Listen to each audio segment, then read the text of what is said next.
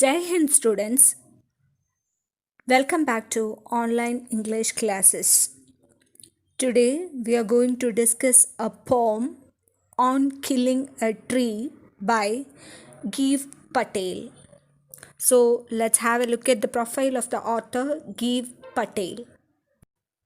Dr. Patel is an Indian poet. He was born in the year 1940. He is a playwright, painter, and a practicing physician in Mumbai. He is a passionate crusader for the protection of our greenery and vegetation on this earth. Unlike killing human beings, killing a tree, strange as it may seem, it is not so simple or quick. Using his medical concepts, Dr. Patel discusses how difficult it is to kill a tree.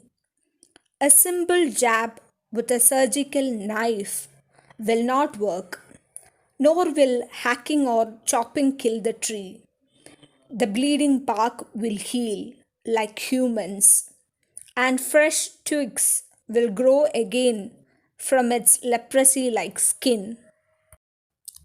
In order to kill a tree, it will have to be ruthlessly pulled out from the earth completely, exposing all its wet roots, like mercilessly pulling out a tooth from the gums without any anesthetic or soothing balm.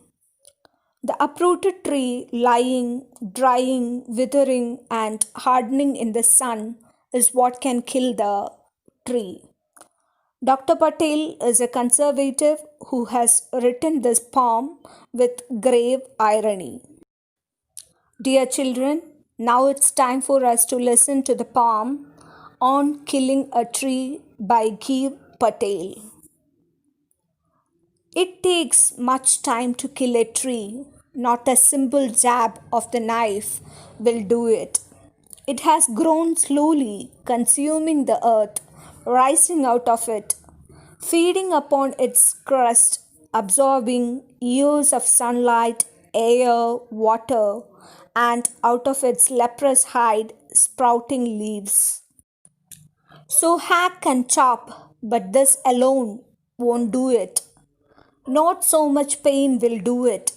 The bleeding bark will heal, and from close to the ground will rise curled green twigs, miniature boughs, which, if unchecked, will expand again to former size.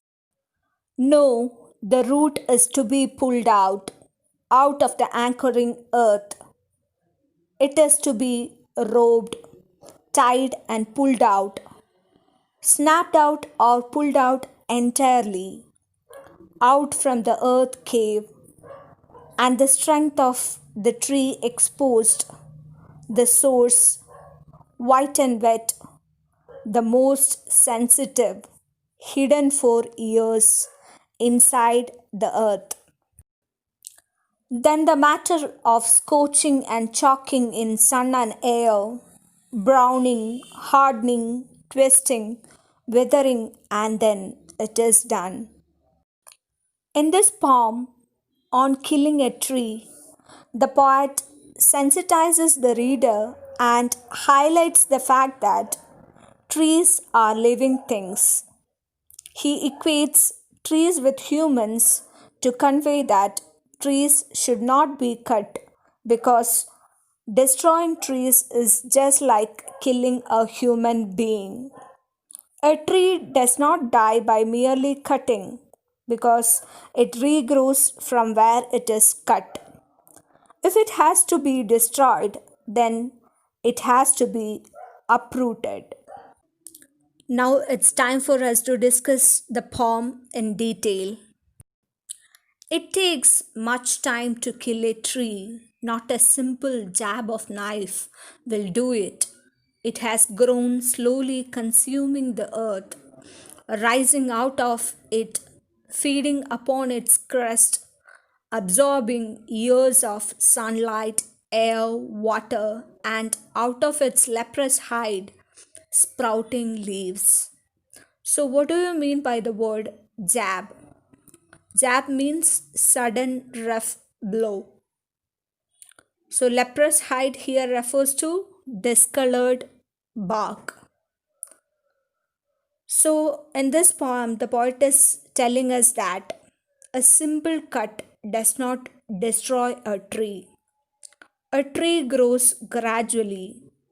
It is rooted in the soil. A plant takes nutrition from the soil to grow into a big tree. The tree is firmly bound with the soil. We cannot separate it. It takes in sunlight, water, and air to grow into a strong trunk and have numerous leaves. So, hack and chop, but this alone won't do it. Not so much pain will do it.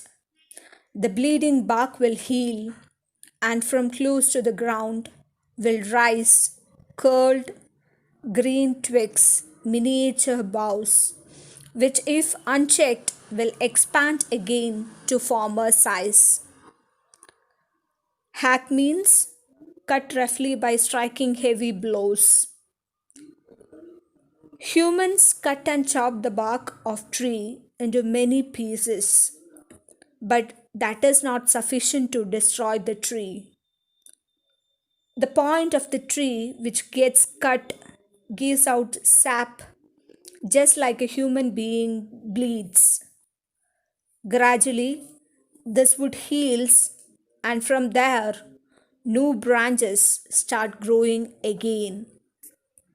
No, the root is to be pulled out of the anchoring earth. It is to be robbed, tied, and pulled out, snapped out, or pulled out entirely, out from the earth cave, and the strength of the tree exposed, the source white and wet, the most sensitive, hidden for years inside the earth. The poet says that in order to kill the tree, it has to be uprooted. One has to separate the tree from the earth which supports it. The roots of the tree bind the tree with the soil in the pit of the earth. From there, the most sensitive and hidden part of the tree, that is the root, the roots have to be detached. The roots are white in color and are damp. Then the matter of scorching and chalking in sun and air, browning, hardening, twisting, withering, and then it is done. So, what do you mean by scorching and chalking? It means the drying up of the tree after being uprooted. So, once the tree has been uprooted, then gradually it withers and dries up with the action of heat and wind. The trunk will become brown, twist, and will harden. Finally, the tree will die this way. Now, let's have a look at the summary of this poem on killing a tree. On Killing a Tree is a sensitive poem. The poet pursues the reader not to destroy trees and equates it with killing a human being. He says that a plant takes sunlight, water, air, and nutrients from the soil to gradually become a huge tree. It develops a strong trunk and gets numerous leaves. Merely cutting the trunk of the tree does not kill it. When a tree is cut, the sap flows out just like a wounded man bleeds. Once the wound heals, new branches and tiny leaves grow from there, which grow into trees. In order to destroy a tree, it has to be uprooted. The roots, which are white in color and are damp, due to the moisture that they get from the soil, are hidden in a pit in the earth. These roots are the most sensitive part of the tree as they bind it to the earth. In order to kill the tree, these roots have to be detached from the soil. Once the roots are detached, the tree starts dying. It withers, dries up with the action of heat and wind, twists, hardens, and finally dies. Now we can discuss the literary devices used in this poem. There is no particular rhyme scheme in this poem. The poem is written in free verse and there is no rhyme or rhythm in this poem. Another literary device used by the poet is metaphor. And what is a metaphor?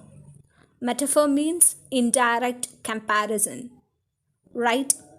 So here the poet uses the word leprous hide. The uneven color of the surface of the trunk of a tree is compared to the skin of a person suffering from leprosy. Bleeding bark, the sap coming out of the tree where it is cut, is compared to the bleeding from the wound in a human's body. So here the poet used the literary device metaphor. And next one is alliteration. What is alliteration?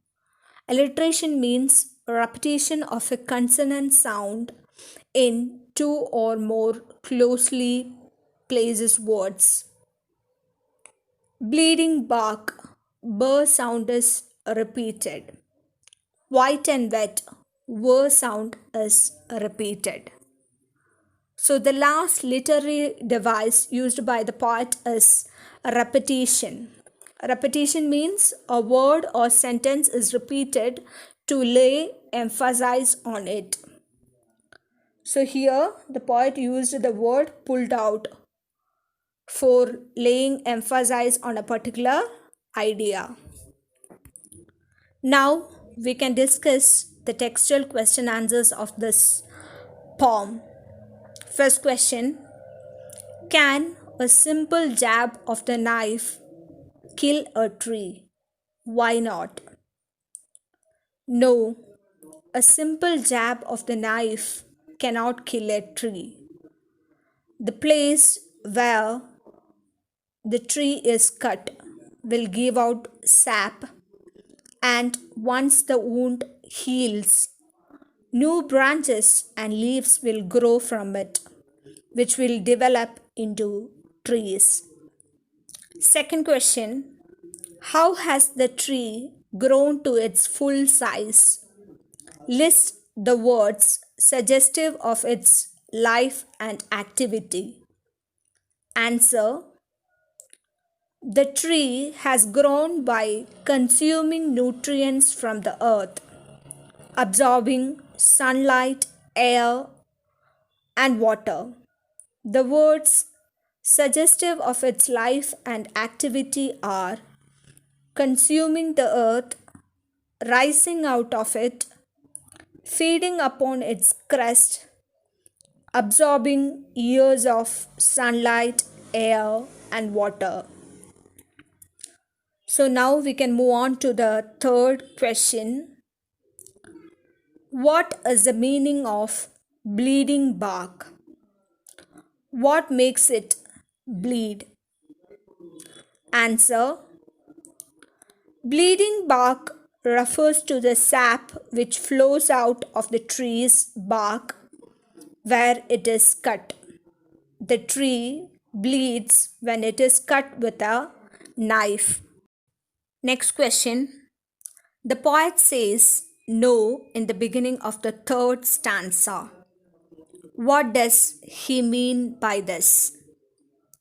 Answer: no means that the tree will not die by cutting or chopping the trunk. Fifth question. What is the meaning of anchoring earth and earth cave? Answer.